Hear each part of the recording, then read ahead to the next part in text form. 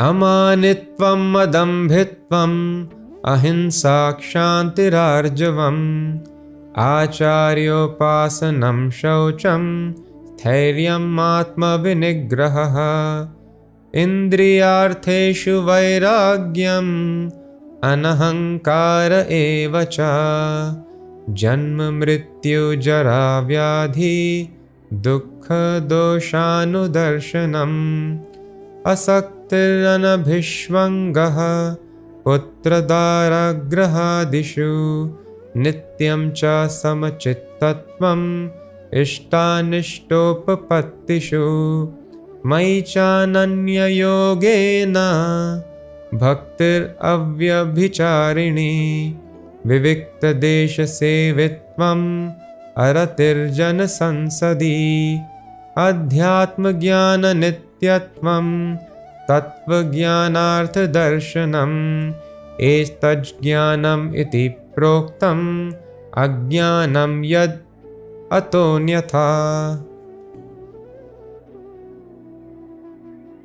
Humility, pridelessness, non-violence, tolerance, simplicity, approaching a bona fide spiritual master, cleanliness, steadiness and self-control, renunciation of the objects of sense gratification, absence of false ego, the perception of the evil of birth, death, old age and disease, non-attachment to children, wife, home and the rest, and even-mindedness amid pleasant and unpleasant events, constant and unalloyed devotion to me, resorting to solitary places, detachment from the general mass of people, accepting the importance of self-realization and philosophical search for the absolute truth. All these I thus declare to be knowledge, and what is contrary to these is ignorance.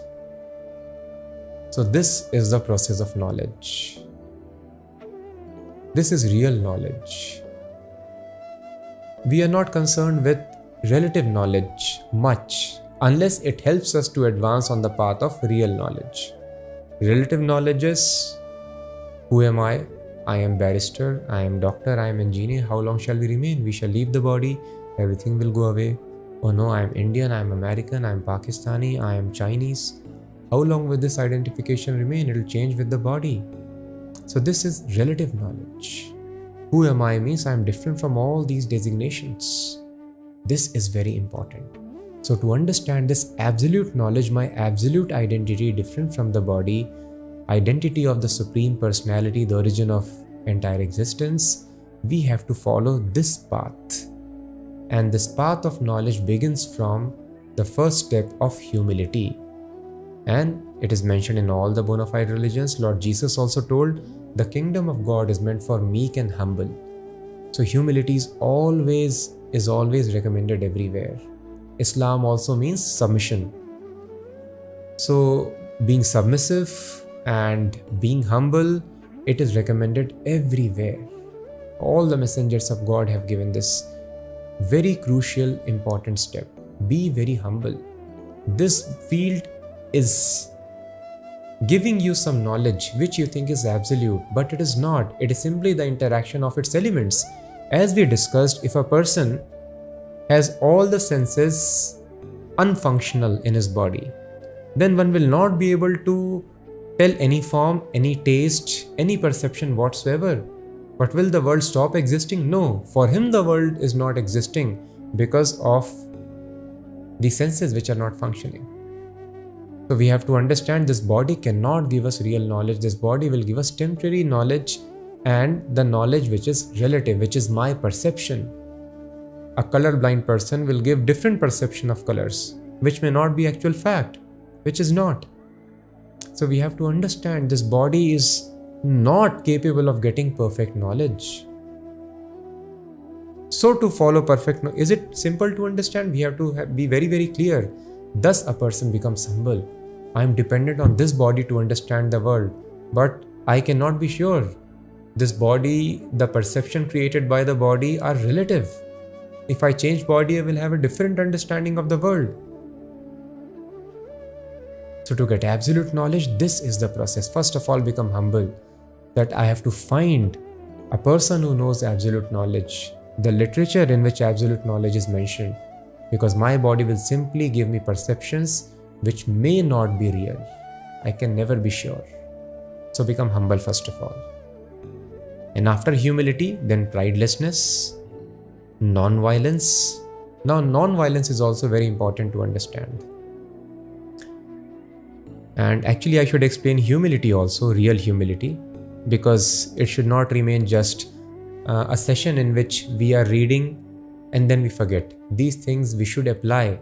We have to come to the platform of real knowledge. This should not be just like hearing any other subject matter, politics or some other material sciences. So this is meant for practical application in our life, by which we come to platform of knowledge and we gain unending happiness. So humility, sometimes if a person is walking with folded hands and always bowing down, speaking softly, we think that is humble. So very nicely it is explained in Bhagavad Gita itself what is humility. Humility means not being anxious to get the satisfaction of being honored by others. Because any praise or criticism, it pertains to this body. If I am wearing a mask, somebody tells, oh, you are very beautiful. Oh, that is for the mask. Oh, if somebody tells you are ugly, that is also to the mask. Why should I get affected by it? I am ultimately wearing a mask. I should not get engladdened by hearing the praise, nor should I get disturbed by hearing the criticism. That is not me, that is my mask, external dress. In a similar fashion, the intelligence that we have, that is also part of this field, the appearance that we have, qualities that we have, or the faults that we have, all these things pertain to the field, and I am Kshetrajna, different from the field. So why should I fall for this deception? This is a big deception of this material nature. We are getting affected by praise and we are trying to avoid criticism, and thus we work hard entire life. If we are traveling, sitting in a train or a plane or a bus, we don't mind if people don't praise us, don't know about us. Why we don't mind? Because I understand I am here for a short while. Then why am I impressing everybody in this world? Here also I am there for a short while. I am eternal living entity. Because I do not understand this eternality, I think this world is a big place, and I am meant here to live a big time, almost eternally. It's a long life. It is there because we do not realize my eternal existence. So a person here should remain unconcerned. One who understands eternity, I'll repeat, one who understands eternality, this world is but a flash, small flash. So one should save time, not work very hard just to get some praises in this world, working hard to avoid criticism. All these things will come and go. One should know I will pass, things will continue. Nobody can stop material happiness and distress. They are concomitant factors, they will come and go. One should save time so that one should not get more such material distresses in future. So one who is not anxious to get the satisfaction of being honored by others, that person is called a humble person. Non-violence also, people think that if I kill somebody, harm somebody, then that is called non-violence. Satisfaction of the body, sense gratification is taken as good work, and harm to the body is taken as bad work. So we have to rise above this bodily concept. Sometimes harming the body is good for us who is Kshetrajna, different from the body. Just like on the battlefield of Kurukshetra, so many people were there. The devotees were there, the demons were there. Apparently, two different activities were happening. Bhagavatam explains, the devotees were being protected by the Lord and the demons were being demolished, killed by the Lord. But actually, everybody who was there on the battlefield of Kurukshetra, same thing was happening. Both the parties were being elevated to salvation, devotees or demons. So devotees were acting as an instrument in executing the mission of Lord, and thus fighting, leading this life of virtue in devotional service, they will be elevated to the spiritual kingdom. The demons, by their acts, they will degrade themselves. So they were being killed. And because they were dying in the presence of Krishna, they were getting completely purified. And they also were getting salvation. They also were getting liberated, which is possible only after great great tapasya of many, many lifetimes. They got immediately by being killed in the presence of God. So thus, actually the same activity happens. God is all merciful. The anger of God and the love of God are the same. That is why he is called absolute person. There is no relativity in the person of God. So this point is very, very important. Now we just want comfort of body, and if I can give comfort of body to others, that is taken as benevolence. And hardship of body is taken as punishment. But no. Vedic culture means tapasya, give hardship to your body so that you can make spiritual advancement. So thus non-violence means not doing violence to the soul. Sometimes violence to the body is actually benefit for the soul. Same is the case with capital punishment. It is told in the Vedas, if a murderer is not killed in this life, next life he has to suffer so much. So in this life, if a person is killed, then he is purified of the sins. These are the laws of nature. Otherwise, the laws of nature will punish the murderer very much in the next life.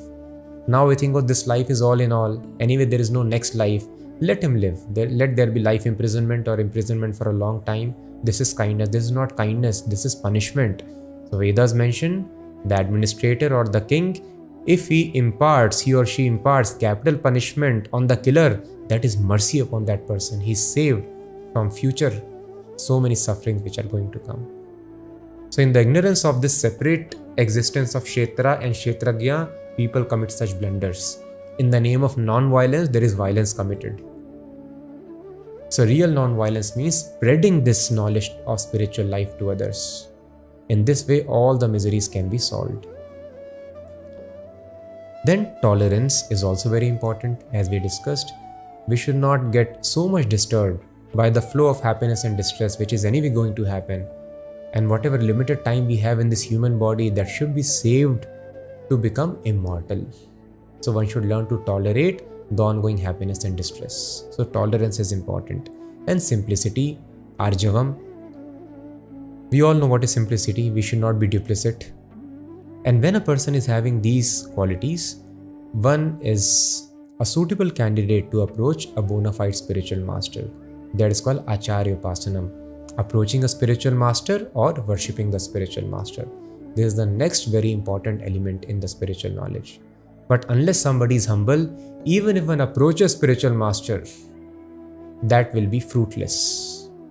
That is why Lord Krishna mentioned, if you have been hearing previous episodes, previous chapters, Krishna mentioned in 4th chapter, Pranipaten pariprashnena sevaya. Pranipatena, humble submission is very much required.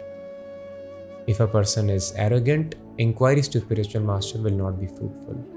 The person should be simple, person should be tolerant, person should be prideless, humble, non-violent, and when one approaches spiritual master, then all the inquiries will be very, very fruitful about absolute truths.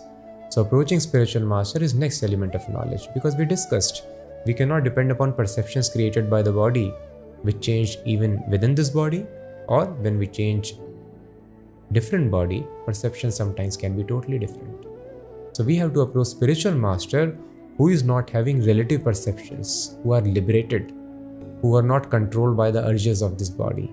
Such a person is qualified to become spiritual master, and we should approach such person to get knowledge. Then, when we approach spiritual master, follow his instructions, we become clean, shocham, that is next step of knowledge.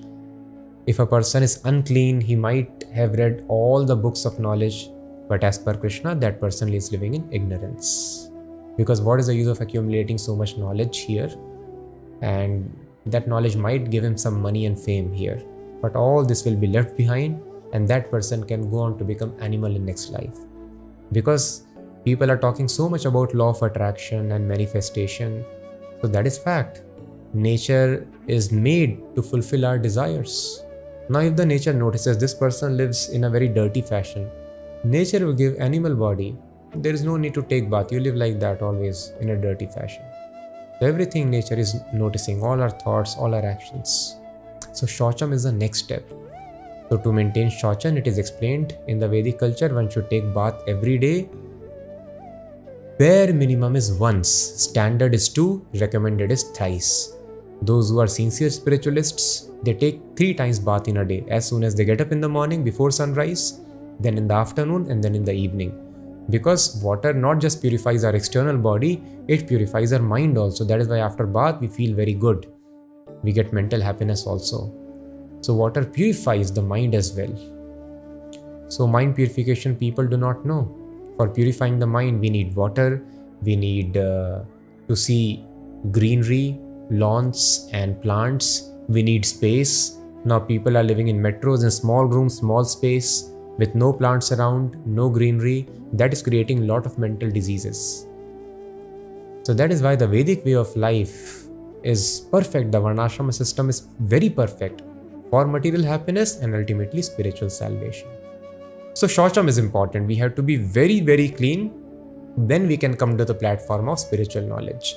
So external cleanliness is maintained by taking bath regularly, as we discussed, and internal cleanliness is obtained by always thinking of lotus feet of Krishna or chanting Hare Krishna Mahamantra continuously. Internal cleanliness means lust and greed is the dirt within the heart. So we have to get free from this lust and greed. And for this lust and greed is the effect of rajas and tamas, mode of passion and ignorance in the body. How much ever moral science we study, it will not help unless we are constantly thinking of God within our heart or chanting His names. God's names are purely spiritual, Shuddha Sattvic, and so is His form. So we have to think of God, we have to always chant His names, and then lust and greed will not disturb us. In this way, external and internal cleanliness should be maintained. This is next level of knowledge. And then when we follow this Shaucham, next level what happens is steadiness. Stharyam Atma Vinigraha. Steadiness and self-control comes. What is steadiness? Steadiness means initially it will be difficult to come to the platform of firm faith, and following the rules and regulations with great determination will slip down at times. So our spiritual life will not come to a platform of steadiness unless Shaucham is attained. We are free from all the addictions, all the bad habits, lust and greed of the heart, external cleanliness. Tharyam means firmness, steadiness in the spiritual life. Then a person becomes very, very determined. And unless this determination is there, tangible advancement in spiritual life will not take place. Determination to follow the rules and regulations is very important. And then self-control. Self-control means one should not get carried away by the demands of the senses. Now satisfying the sensual demand is considered perfection of one's life, success of life. No. Person is becoming more and more entangled, addicted to those sense objects which are not required in the first place. So self-control, senses should be satisfied only to maintain body, keep body and soul together for spiritual advancement. Then when we advance in self-control, steadiness, then comes renunciation of the objects of sense gratification. When a person understands what is reality, I am not the body, unnecessary satisfaction of the senses entangles me in repeated birth and death.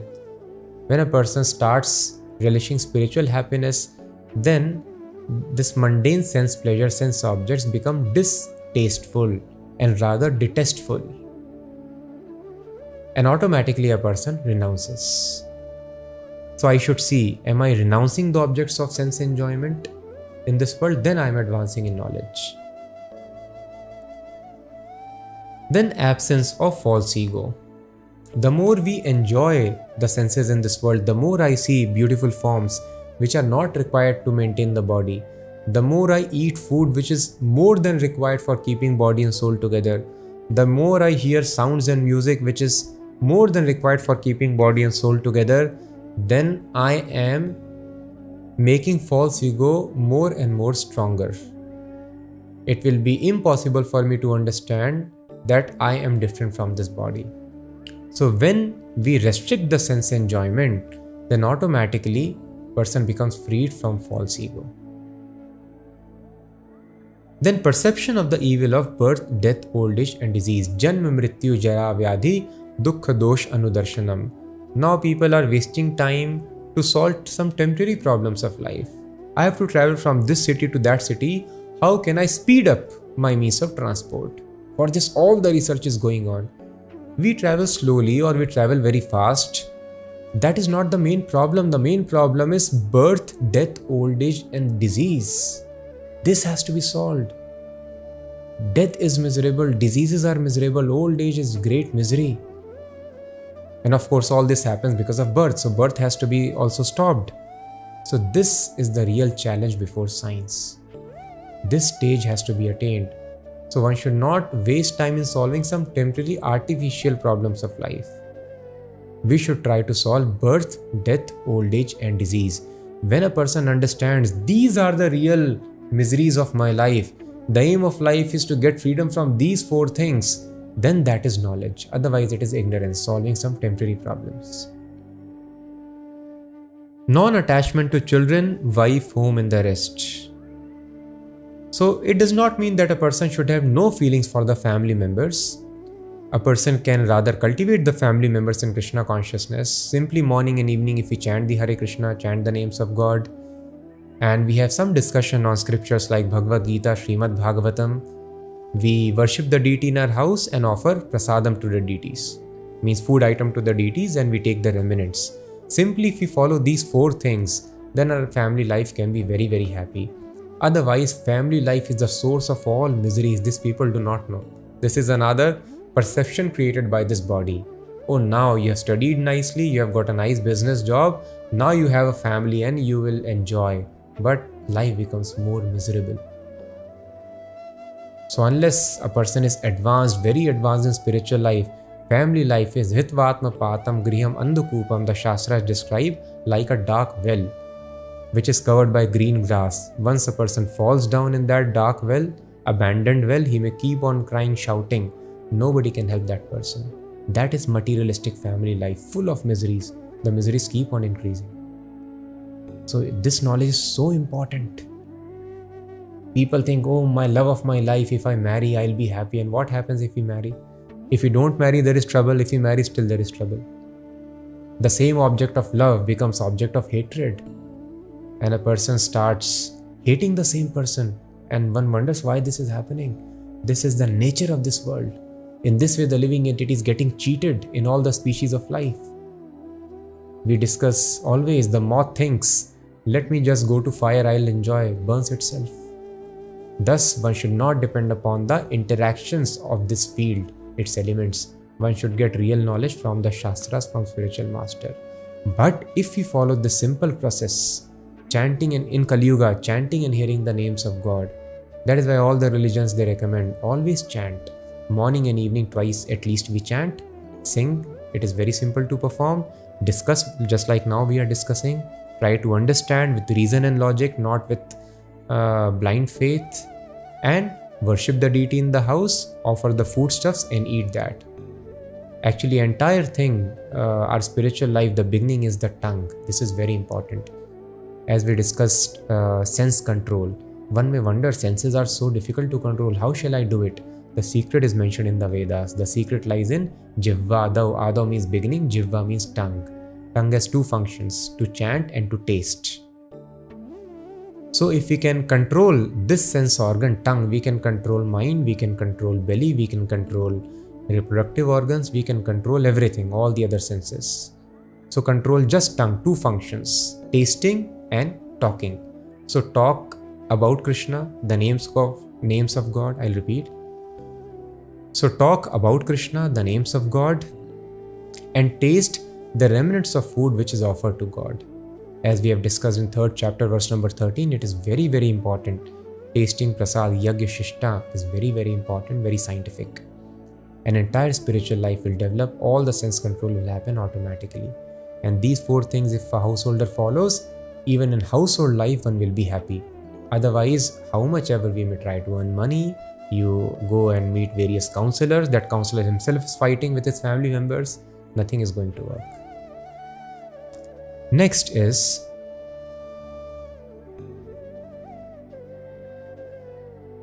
so here it is mentioned non-attachment to the family members if they are non-devotees.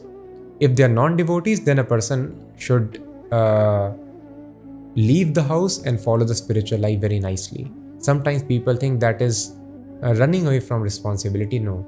Just like a person runs away to office to attend to the duties so that one can help the family. If a person goes away from family after 50 years, so normally in Kali Yuga, everybody is not advised to take sannyas from the beginning because training is not there. But after 50 years of age, and rather sannyas should be taken only by very advanced spiritualists. But Vanprastha is very important. After 50 years of age, husband and wife can live in a place of pilgrimage or live in the temple, around the temple, and focus completely on the spiritual life. Detachment from the family members, that is very important. So such things are recommended. The detachment is required if the family members are not favorable. But if the entire family is devotee, then there is no need to leave. Then a person can live with the family members and advance in spiritual life. But if the family is not favorable, it is advisable to leave and follow spiritual life very nicely. That will be good for the person and will be good for the family members also. For a while, they might miss the association of family member, but they will all be able to attain immortality, even if one of the family member can attain perfection in spiritual life. Resorting to solitary places. Okay, before that is even-mindedness amid pleasant and unpleasant events. Constant and unalloyed devotion to me. Now when a person is so much advanced, he for spiritual advancement is willing to detach himself from the temporary association also, then he becomes even-minded among the pleasant and unpleasant events.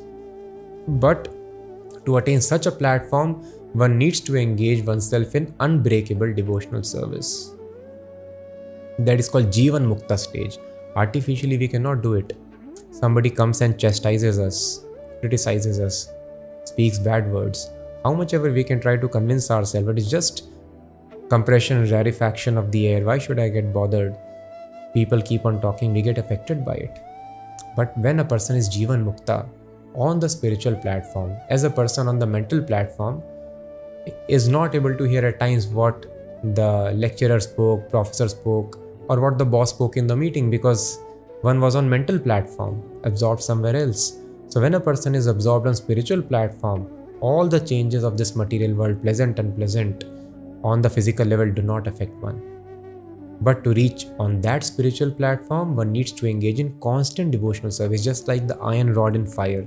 That is why it is told Satatam Kirtayanto Mam.